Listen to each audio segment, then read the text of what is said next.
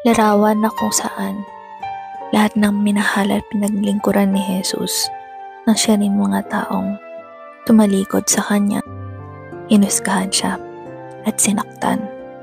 Ngunit pagpapatawad, pagmamahal at habag na handa pa ring mag-alay ng buhay. Ang aking buhay, alang-alang sa aking mga tupa. Handa kong ibuwis ang lahat ng sa akin, alang-alang sa iyong kaligtasan.